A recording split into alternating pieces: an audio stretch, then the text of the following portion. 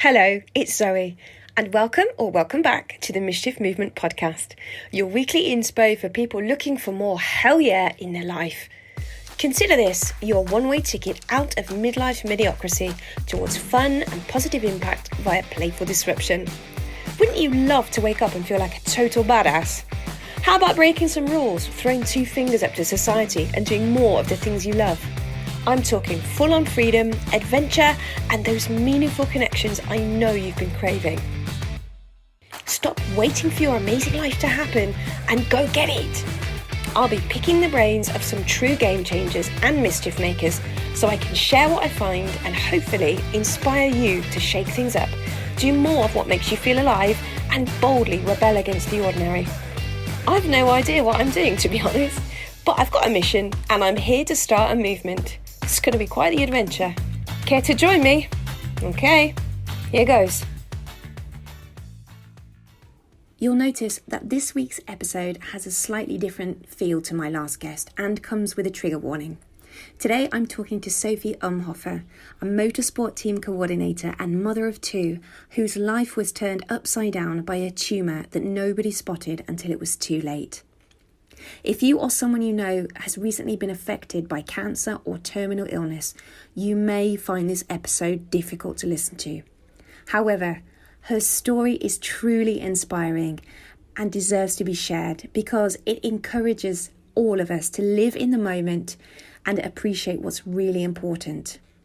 Life as you know it could change in an instant, so I invite you to take what you hear and not just switch off at the end of the episode, but truly reflect on your own life and where you need to say yes more. It's going to be a tough one, but this interview might just transform the way you think.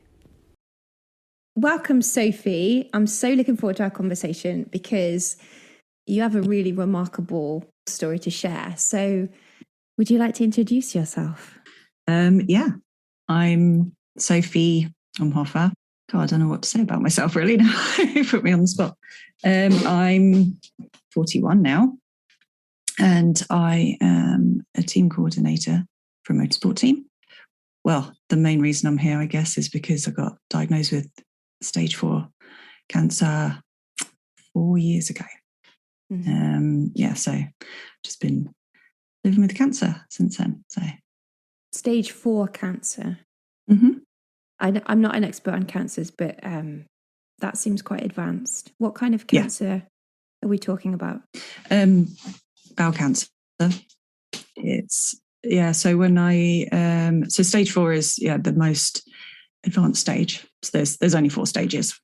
So one's the earliest stage, 4's the latest. Mm-hmm. It spread to my liver and kind of all over my body in my lymph nodes. So I had like a big tumour in my bowel and it spread. So that's where I was at when I got diagnosed. And that was June 2018. When I was having symptoms, they were investigating it for Crohn's disease. That's what they thought I had. So it was a bit of a shock when they told us, to say the least, because they weren't thinking it was cancer. Yes, that was the initial diagnosis. I can't imagine how terrifying that must have been for you. Yeah, it was. It was surreal, I guess, is the first thing it kind of felt like. Because, like I said, we were going in expecting them to the doctor to tell me that it was Crohn's disease and what the plan was going to be from there. And at the time, I was being really sick. I couldn't keep anything down, so I'd had I had colonoscopy on a Friday. Then on the Monday, I had an MRI and I had to do this horrible diet that you have to do for those. And then they told me I had to have a CT scan right before I was meeting my doctor. Mm-hmm. So I had all that stuff done. And because of all that, I was being really sick because the stuff that, you have to take to have these scans makes you pretty sick. And so Mike just happened to come with me to the appointment because I couldn't actually really do anything on my own at that point. I needed him to physically take me into the appointment. So it was a bit of luck that he came because they didn't actually tell me that he needed to come. I felt pretty bad for the poor doctor because that wasn't his, he wasn't an oncologist, he was an IBD specialist. Mm-hmm. And then he had to break the bad news to me. Yeah, like I said, it was just surreal. It was like you have an out-of-body experience because we weren't expecting it.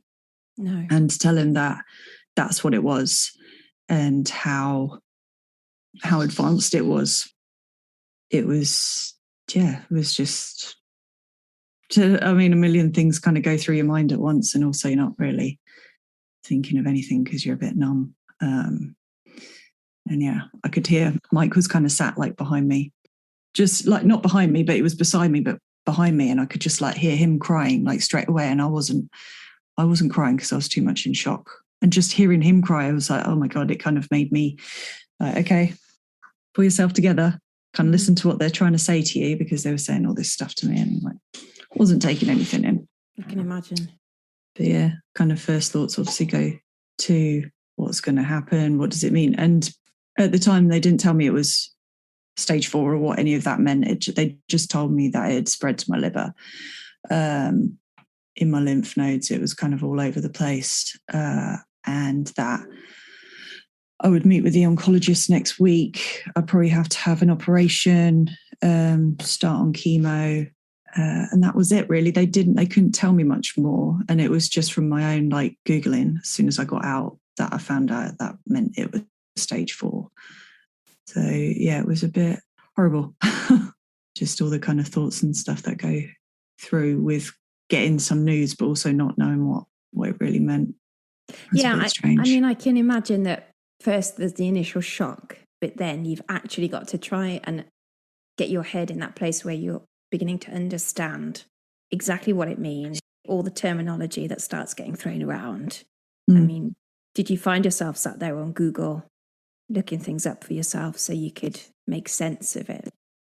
I did, because I'm bad for doing that kind of thing. I need to know everything. And I was in a place where I kind of, everyone knew I was going to this appointment, and they were kind of, I knew that everyone was waiting to hear what the results were. So I kind of had to tell all my family straight away, and I knew that they'd ask me these questions. So yeah, I had to kind of start Googling. In fact, straight away what I did was, when we were coming back from the hospital, I told Mike I need to go tell my mum, but I need to go tell her in person. So I went to her work and we told her, and she just broke down in hysterics and ended up leaving. But after that, and also me and Mike were working the next day at a wedding, we were doing some photography. So I was just like, we just got to get through, because I knew we had to kind of concentrate and get ready for that. I was like, let's just get through tomorrow, and then we can kind of figure stuff out a bit more. So I just tried to kind of forget about it for the rest of the day. Like I told my family, should I say. After that, I was like, I'm just going to put it on hold until the weekend, and then I can look into it more. Googling sometimes is good, but also sometimes it's not. But at that point, I didn't know too much. Like, they hadn't given me too much information. There was a nurse there in the room, like my specialist nurse, who kind of told me what the plan would be. But when you get cancer, you get assigned a team, and they like have team meetings every week. Okay. And they were meeting about me on Monday or Tuesday, I think it was. So I wouldn't have known any more about what was going on until then. Mm-hmm.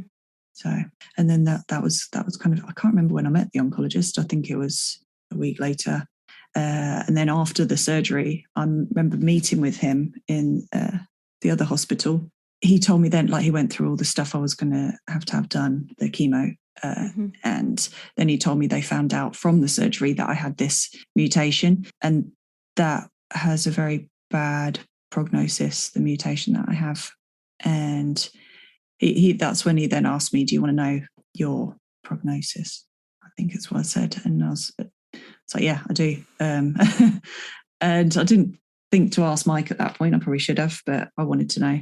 And yeah, that's when he said, it's like you've got 2 to 3 years at the most, and that's if the chemo works. And if it doesn't, you only have months to live. So that was a bit of a shell shock, I guess. I think that's when it kind of hit home a bit more. And then, I started Googling about that mutation. And then that was a bad idea because, most people don't live past 12 months after getting diagnosed with that mutation. That kind of made me go into a bit of manic mode. I guess it made me think, I've only got this time left. I've got to fit my life, the rest of my life into these next couple of years. So I had to go into a bit of panic mode then. Just kind of gave me goosebumps hearing you say that, because I just think somebody giving you a limit by this point, the date's up kind of conversation is just such a hard pill to swallow. Yeah.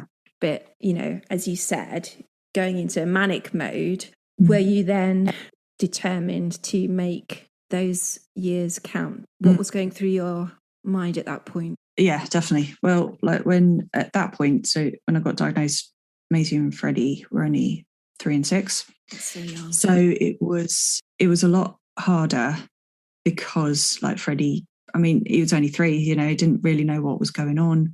Didn't really talk very much at the time. And he just, I knew at that age, if I died, he wouldn't remember me.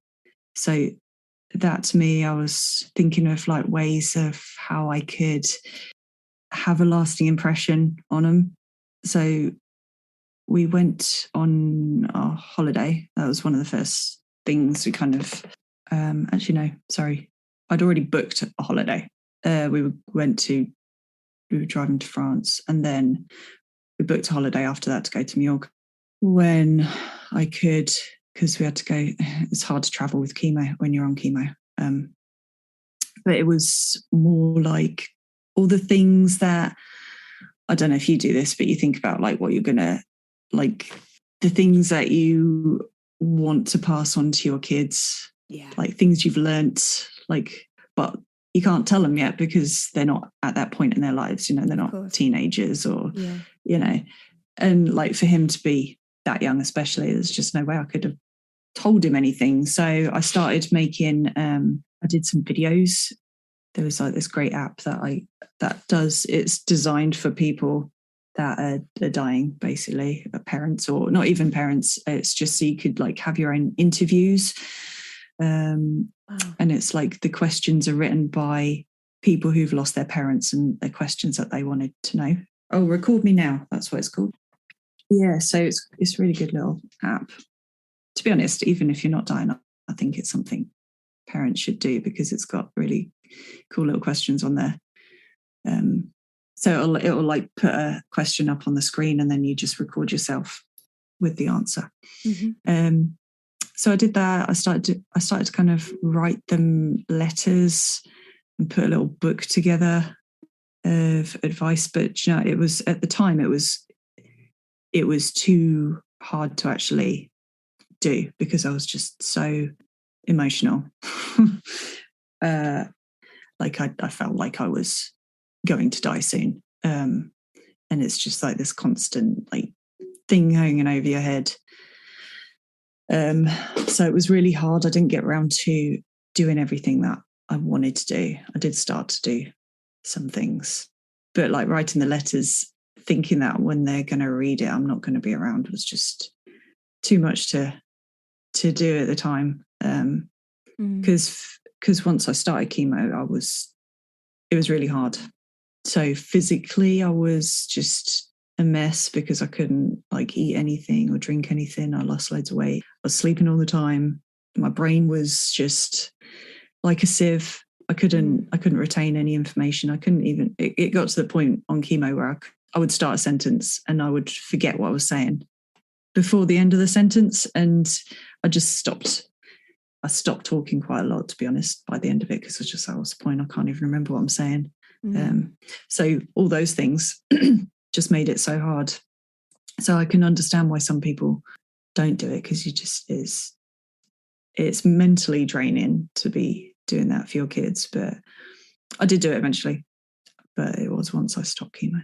So yeah, I guess I hadn't really thought about that, but your headspace is saying make the most of every day I've got do all of these things, and your body's saying, I just need to rest. I can't deal with it. Yeah, it got to that point because, when I was first diagnosed, I was like, right, I've got to do everything. We're going to travel around the world. We're going to go do these things, see these things. And it did start off like that. But then it got to the point where I couldn't actually do anything. I would sleep for most of the weekend. Like I would honestly sleep sometimes about 16, 18 hours a day after I'd had the chemo, because it just like knocked it out of you. And because Mike was contracting at the time, he couldn't take any time off work. So during the week, I'd mostly be looking after the kids by myself. And oh my goodness, it was horrible because I would just sit there. I didn't feel like a person, let alone a mum, and it just felt really crap. Because, well, also, I mean, Freddie wasn't even at school at that point, but I just couldn't do anything. So there were days, so I would have chemo every 2 weeks, and it would be like I would just about get back on my feet before I'd start having the next one. So maybe one day of those 2 weeks I would feel okay enough to do something. So yeah, it turned out to be just like everything I wanted to do, I just couldn't do because I was busy trying to survive. And it was very frustrating because you're going to die. And not only that, but the thing that's going to save you is going to make you not live at the same time, live the life that you want to be doing. So yeah. What was life like before you had the diagnosis? Well, I mean, first of all, my symptoms started about a year before I got diagnosed. So before those started, I was a stay-at-home mum and Mike was working, and we would, I had energy, I would do stuff, well, mostly. I mean, Freddie didn't sleep, but I would, would just be normal mostly, like going out and doing things. We try and do as fun things as we can. We like to go out and explore places and do that kind of stuff and go out on, me and him together. And it's hard to think about my life actually before this all happened. You kind of forget what you were like. It's strange. Yeah, I guess it becomes a new normal. So you said that the symptoms started about a year before you got the diagnosis. The first thing that happened that I remember was that I was sick, and that was it. I was just sick for no reason one night. Then it happened again a week later, and then it happened the next week, and then it happened a couple of times the week after. And I was just like, well, I can't see why I would just be sick once. It wasn't food poisoning, or it wasn't a sickness bug, because it just seemed really strange. So I went to the doctor, and she's like, oh, okay, let's do a blood test and see if anything shows up. And I was severely anemic at that point. And she called me up and she's like, I don't understand, like, how are you still walking? Because my iron levels are just so low, I shouldn't even be getting out of bed, basically. So I had to go in and have like iron tablets. And that's kind of where it started, because the iron tablets then messes with your stomach, which my stomach was already obviously very angry at that point, but we didn't know. Okay. So the iron tablets made me worse. So I had to have an iron infusion, basically. But I had to stop the iron tablets, and symptoms came back. But really, I didn't have any other symptoms apart from that. And I think I didn't even notice the tiredness because I was so used to being tired, like doing shift work. Sorry, at that point, I was working. I was still working at British Airways, so I was doing shifts, and Freddie didn't sleep. So I was just so used to being tired. You kind of push yourself through, as you probably know. I think any mum knows what that's like. And it must be really difficult to be able to then distinguish what's, a normal level of tiredness from just having 2 young kids and what's actually. Yeah, honestly, I didn't even notice any difference. I mean, luckily I got a really good GP, and she was like, she knew that something wasn't right, but she was kind of keen to get to the bottom of it. So she sent me for endoscopy, I think it is, to check my stomach, because it could have been an ulcer or something like that. And it came back, everything was fine. And that's when the doctor there, he told me that my anemia is just down to me being a menstruating woman. And even though I said to the doctor, like he knew me, but at the time, my periods were not even, like, they were really nice, actually. I missed them. But it was like a couple of days, that was it. I'm like, there's no way it's down to that, because I've never had a problem with that before in the past either. But that's what he wrote it off as. And so I was sent back to the GP. This was October time. I didn't have any other symptoms until February. So I was just kind of still being sick for no reason. It wasn't a massive amount, but I'd just randomly be sick. That was it until February. And then we were in Disneyland, and my stomach was really hurting. I was starting to get like bad pains in my stomach.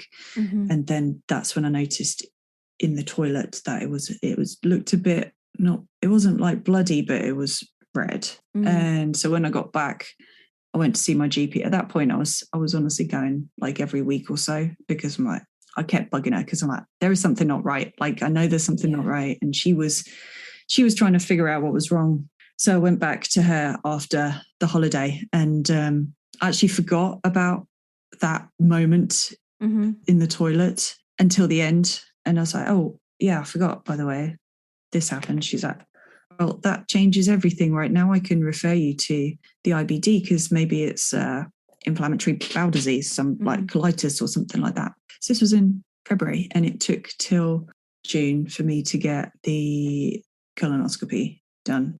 Just living with being sick and constantly. Yeah.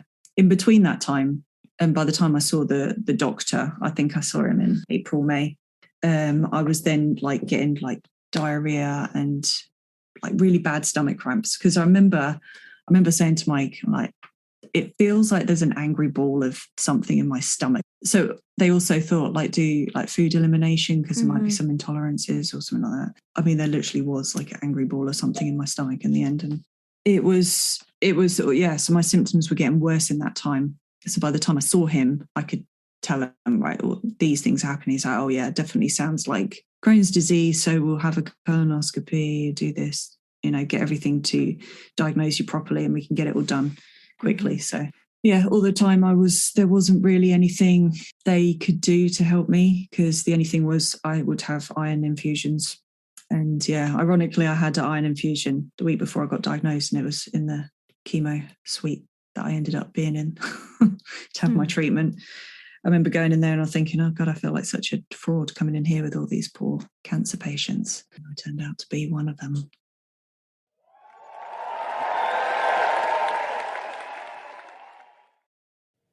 This episode is kindly sponsored by Plight Club, a brand whose mission is to change the attitude towards vulnerability by encouraging more conversation around it in order to increase real human connection. When you can express your feelings constructively, you can work through your fears, open your heart, and find your place in the world. The vehicle for these conversations is clothing, or connection clothing as it's become known. Connection is one of my core values, so I'm thrilled to be able to partner with Plight Club so we can join in our collective goal of bringing people together and helping you rebel against staying the same.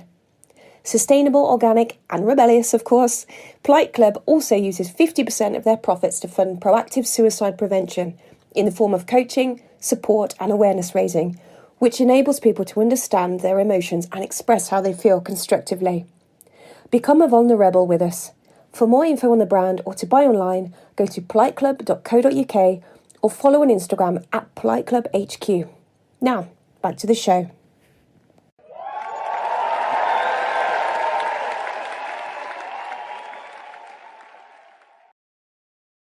I've always associated bowel cancer with a slightly older age group. I mean, even the doctor did, that's kind of what most of the people that get bowel cancer are over 50. So that's kind of where it comes from, that is the statistical truth. But it doesn't mean that young people don't get it. But I think that's the problem, is that most people think, oh, it's old people's disease. And then because of that, you end up not getting diagnosed early enough. Even the doctor said to me, couldn't be that, because, I'm too young. So thank goodness if you the were doctors are insistent, thinking though. that. You did keep pressing your GP, and I guess you did feel supported by her. It was just some of the other doctors you encountered along the way that were, eliminating things that should actually have been taken into consideration, maybe. Yeah. And the thing is, like, if the doctors are all taught this too, then they're never going to think, oh, we should go down the cancer route, maybe we should just investigate that side. But I think the unfortunate thing with me too was that I didn't have any of the other typical symptoms. I didn't have bleeding, which a lot of people do have. I didn't lose a lot of weight. In fact, I didn't have any of them really, apart from stomach pain. But I think by the time I was getting those symptoms, it was already like way advanced. That's what they think anyway. So for me, it was a mixture of not having the typical symptoms. I think if I did, I probably would have got diagnosed a lot earlier, because she was a good doctor. I have to say, you're actually the second person that I know within our age group to go through this. So, I already know 2 people in their sort of late 30s, early 40s, and perhaps that's something that people just need to be more aware of, that it can happen and it does happen. More and more younger people are getting diagnosed with it now. So, they're looking into why that's happening, what if there's some factor in it. But there are still, in the UK, 2,500 young people get diagnosed with it a year. So it's still a relatively small number, but there's still a lot of people. I've seen from your Instagram that you have really been pushing the message out there to check yourself and look for different symptoms and follow them up. The first time I was sick, I knew that something wasn't right, that wasn't my body. And I would say, especially having kids, you do kind of put yourself on the back burner, don't you? You do ignore a lot of things because you've got little people to look after, and you do forget about yourself. Moms are well known for putting themselves last, aren't they? Yeah. But at some point you'll recognise, hopefully, this is happening. And I think that's the most important thing, is with any cancer, really, is knowing what your normal is. And if there's something not that you notice, is to keep a note of it and then go to your doctor, because that's the first step. And the sooner you catch cancer, it's the better. I know a lot of people get put off, either because they're, going to get dismissed, or they're scared of what the doctor's going to say. But especially with bowel cancer, if you get diagnosed at stage 1, it's a 95% chance of survival. But if you get diagnosed at stage 4, it's the opposite. It's a 5% chance of survival. I might just mention here that in actual fact, you are now in remission, aren't you? Yeah, I am. And I have been for a year now. Wow. So, yeah, I guess that's the amazing part of my story. Well, first of all, I'm still here for a start. Yeah. And it's been 4 years.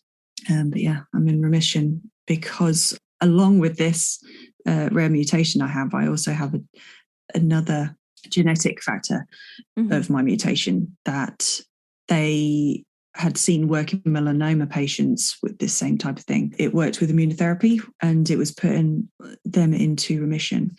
So they were looking for patients like me to try this immunotherapy to see if it worked on bowel cancer patients. So fortunately, I got onto this immunotherapy for free, basically, because it was being funded by the drug company. And me and Mike had looked into this, or should I say Mike had looked into this. We were going to go to Germany. We were trying to raise money to go to Germany because it cost like 150 grand to get this treatment. Fortunately, my chemo failed. And that meant I was eligible to get onto this immunotherapy, which not only worked by getting rid of all the cancer, it put me in remission. and I have been since. And I've been off the treatment for a year. To be off treatment and in remission is just mind-blowing, really. I still can't get my head around it, to be honest. I guess there's this idea that, well, you're cancer-free now, so you must be okay and life can go back to normal. But I don't think it really is like that, is it? No, not at all. What does life look like for you now then, since you've got the news? What's happened in the past year? I got a job for a start, and that kind of came about like out of the blue, really. I'd applied for this job while I was waiting. I was waiting to have a liver resection. So they were taking out, should I say, the dead tumours in my liver, but I was waiting for that surgery. And I saw this job came up when I was looking for things, because I had realised what I really wanted to do. It's kind of one of the things about cancer, I guess. It really makes you think about what you love and what you're passionate about. And I got really into motorsport. But I realised actually I would like to work in that field. It seems like exciting. So I'd started volunteering at Silverstone Museum. I was working there for a bit. And then I saw this job come up. I didn't get the job. But 6 months later, they called me up and they're like, do you still want this job? Because it's actually not working out with the other person that we chose. And I was like, yeah. Because I was in a much better place at that point. I'd recovered from my surgery. Mm-hmm. I'd just found out I was in remission. And it seemed like it was the most perfect time. So yeah, I got offered that job. And yeah, it's been the best year ever, really. I turned 40 last year, which was at age I didn't think I would live to see. So I did skydive for charity for Bowel Cancer UK and jumped out of a plane. Amazing. And yeah, it's just been an amazing year, really. I've one of the biggest things I guess I changed about my thinking when I had cancer was that I couldn't think that far in the future anymore. Luckily, I had a great therapist who helped me with all these things. I was always a forward thinker and planner. I was always planning the next holiday, the next thing we were going to do. And all of a sudden, I couldn't do that. I had to think in 2 weeks at a time because the chemo was destroying me so much that I could only think to my next cycle, because I didn't know how I was going to be after the next cycle. Because if you get a side effect, it's going to be worse the next time around. Okay. So I was starting to get neuropathy in my fingers. Like I couldn't put my hands in cold places, and it was horrible. It feels like you're sticking your hands in a bunch of pins. My brain fog, I was being sick. It's just like everything was getting worse. So I couldn't think past the next cycle. And I had to all of a sudden, I couldn't think about next year. I couldn't think about Christmas. I couldn't think about the birthday, because also I just didn't know if I was going to be there, because I might not be around.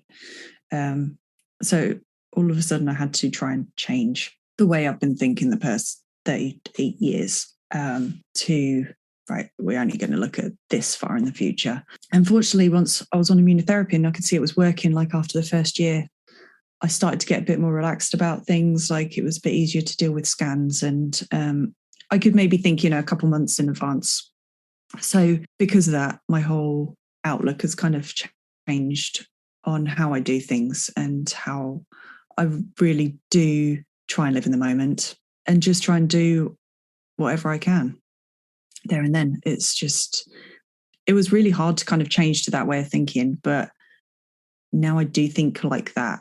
It's pretty freeing. And my therapist even told me, like, I should go back. He said I should try and think about next year. And actually I was like, I don't want to. It's been eye-opening, really, to get this job. First of all, that's changed my life hugely in the fact that, well, first, just to have, I think, any job would be good, because I realised when I went back to work, it was really hard because I hadn't worked for so long, probably 3 years, I think it was at that point, maybe 4. And just being in a work environment was so different. But I realised how much time before I had to think about cancer and dying and all the crap things you don't want to think about. Your mind would just run away with you. But now I don't have the time, which is great. But the job that I have is like the perfect job for me. It's kind of like all my jobs that I've done in the past have been combined into one job in an industry that I absolutely love, with people that I get on with. And it's been great. I've been able to do so many things. And I guess I find myself saying, I'll do things that I probably would never have done before. That's something that's changed in me. Mm-hmm. Like, I find myself saying yes to a lot more things, but also saying no too. You kind of learn your boundaries. Physically, I've had to learn my boundaries, that's been really hard to kind of admit that, my body's just not what it was. And it's also not of the 40-year-old that it should be. But it's been a good year of just experiencing a life, really. And it's a completely new life in a good way. Yeah. So you mentioned like boundaries and stuff, but you also mentioned saying yes to more things. Have you got any examples? What are some of the things that you've said yes to in the last year? Well, first of all, probably taking that job was the biggest thing, because it was a big commitment. I didn't know if I could do it, juggling the kids and Mike's work and all that stuff. I didn't know physically if I could do it. So I think saying yes to that job was something that I might have said no to before, because I used to be pretty good at running away from things if I thought I could fail. So I would just be like, I don't want to do it. So probably that. Jumping out of the plane, oh my, yeah, that was a big thing. It's just things like agreeing to like going away with the team. So I go to a lot of race weekends. So I'll say yes to that. I don't have to. I do have to go to some of them, but I don't have to do all the ones that I did. Doing things like, I also did some driving. Yeah, I forgot about that. My Formula Woman thing. I was going to remind you if you didn't bring it up, because I was really impressed by it, because you were a Formula Woman finalist, weren't you?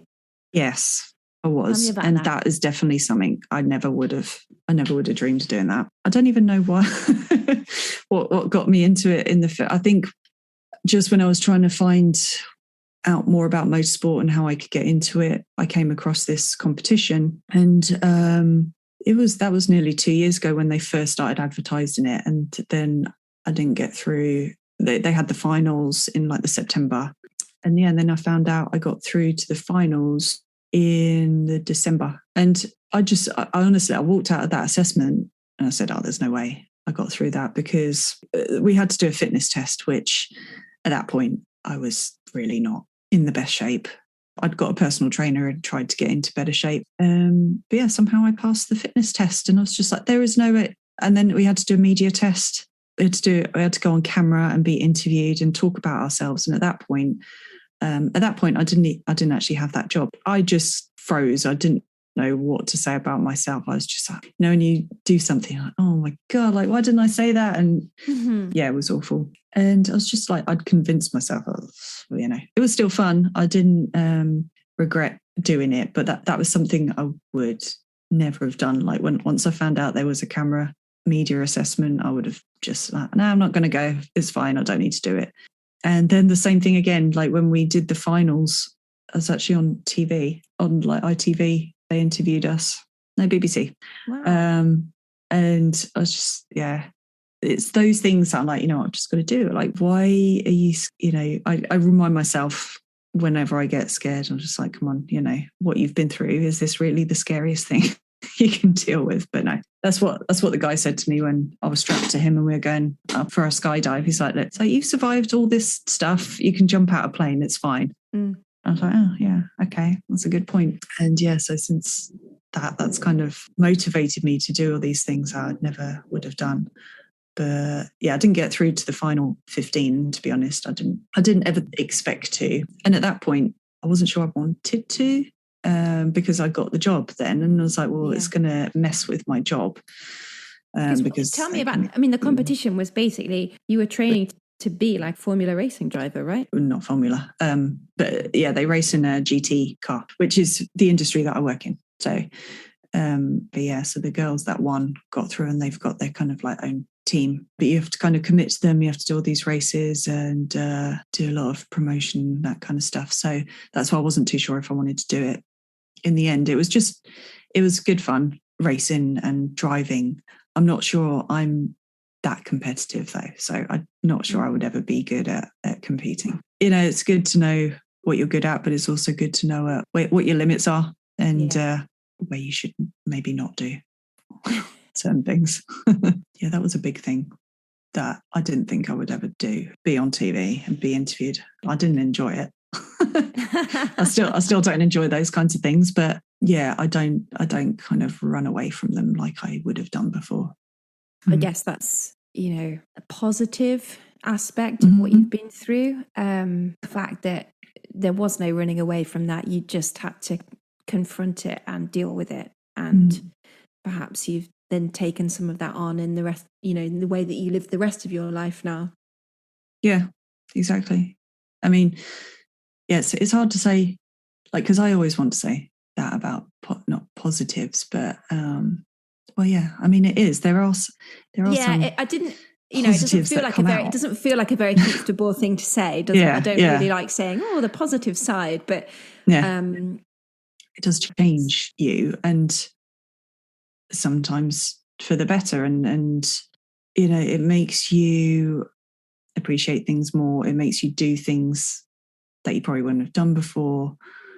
So it's definitely not something you'd wish upon people, but it does change you, and sometimes for the positive. So yeah, I mean, it's definitely changed. It's changed me in a lot of ways. It's helped me see, what's important. Like when I'm arguing with someone, or get upset about something, just like, what, is it worth it? And most of the time it isn't. And you kind of just have to get over yourself and control your ego a bit, which is hard. But you realise in the end it's not worth. It's changed my parenting as well, I guess. Some things I would have got upset about before. It gives you a bit more patience. Well, it gave me patience. I'm not a very patient person, and I've definitely had to be more patient with the kids, because you think, like, oh God, what if this is the last impression they have of me? Me shouting at them for something. I guess it's calmed me down a bit. Made me do more exciting things that I wouldn't have done before. And what I felt before was that, I know, I'm married now, I've got kids, but I'm nearly 40, you just kind of, to me, I felt like I was just, I don't need to worry, why do I need to work on things? I'll just be happy plodding along doing this. And now it feels like actually I've got a second life. I mean, I literally do. I've been given this new life because I'm in remission, and I was told I was going to be dead by this point. So it does make you feel a bit like, sod it. Why would I not go and do this thing that I actually, maybe I do want to do it. Yeah. And then I go try it, and well, if I didn't like it or whatever, at least I've done it. Yeah, I felt like I was getting a bit too old to be doing anything, and I wasn't unhappy about it. I just thought that that's how it was going to be. This was my life now. Actually, no, I realised there's even more stuff to do with life. I guess when you've realised that, when you get to that age and you might die, or you're told you're going to die, actually, you've only lived half your life. You've got this other half of your life to live yet. So get on and do it. Absolutely. I was going to ask you just finally if you allow yourself to have any kind of big vision for the future, or whether you still kind of live very much in the moment and you think about, month by month. No, I don't have a big vision as such. I guess I still mostly live kind of in the near future. The only vision I kind of hope is to still be here when the kids are grown up. The thing is, even though I'm in remission and everything's looking good now. We don't know how long the drug's going to last for, because there are not many people ahead of me in terms of like how advanced the drug is. Like when they started it, it was only like a year or so before I started it. So there is no like long-term research as to how long it's going to work for. So as stage 4, you're basically told that you're always going to be stage 4, and one day the cancer's going to kill you. So it's to always have that in the back of your mind. I've also try and be realistic. So long as I can, see the kids at least get through school, because I just, want to be there for them when I know it's going to be tough. I mean, life is tough. I guess for me, it's just my vision is just to get them through, at least see them through high school, and hopefully a lot longer than that. But all I can kind of put myself to in the future, thinking that's where I want to get to. Other than that, no, I don't. I just kind of want to keep on doing what I'm doing. I do pretty much enjoy living in this kind of not knowing what I'm going to do that far in advance. It's quite nice. Are you scared? Yeah. I've always been scared. You just kind of learn how to deal with it, because whenever you get cancer, even people that aren't stage 4, they're constantly thinking it could come back. And that's what you kind of have to learn to live with. The next scan, it could be back. Then what are you going to do? And then this is why I try and like stay in the present, because I could start, like I know when my next scan's going to be. I could then spend the next like 6 or 8 weeks till I get the results worrying about what the results are going to be. Or I could just stop my thoughts and be like, okay, today you're okay. Everything's okay. So just enjoy today, because there is no point worrying about that. You're just wasting your time and your mind space on that. I'm always scared. Just don't tell anybody that. I think this would be a lovely place to end, actually, on that note of you just kind of living life as much as you can while you can. Yeah. And fighting through the fear regardless. How can people find out more about you? Mostly on Instagram.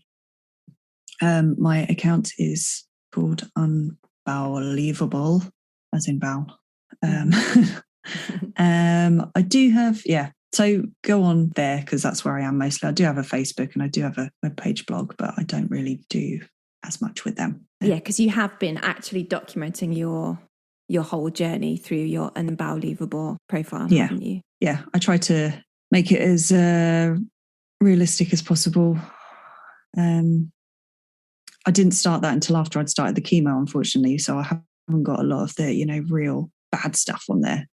But like to show that it's all been quite positive so far since I've set that up. So I do try and make it informative and funny if I can, because you've got to laugh about things, as dark as it is. That's the kind of way most of us find our way through it. Yeah. Well, thank you very much for your time. It's been so lovely chatting with you today. Thanks for having me. I hope you loved today's episode and it made you think differently, or perhaps nudged you into changing something in your life that's not working for you.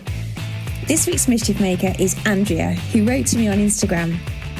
Right, I've just listened to your podcast and I can honestly say you literally described me a year ago. Everything sounded familiar, spot on, even down to the husband that doesn't plan. I'm 40 in September, ex-military, I live for adventure, just always felt it just out of reach. Then I had a baby girl.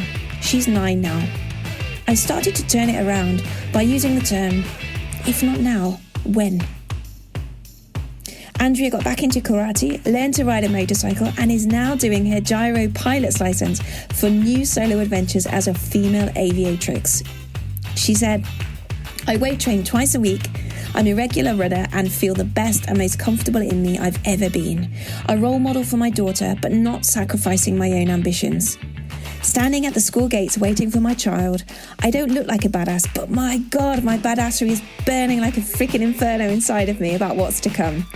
What you're doing, this movement, is exactly what we need. Thank you so much, Andrea, for those kind words. I'm so happy that you're enjoying the podcast. I'd love to give anybody out there a shout out right here on the podcast too. So let me know what you think, what you'd like to hear more of, or how you've been inspired. Let's keep in touch over on Instagram at Mischief and Hide, or you can sign up to my newsletter at zoegreenhalf.com. If you're enjoying being part of the Mischief movement, please do consider telling a friend or leaving me a review wherever you download your episodes, which will seriously help my mission to inspire and empower more people like us to choose mischief over mediocre. Ciao!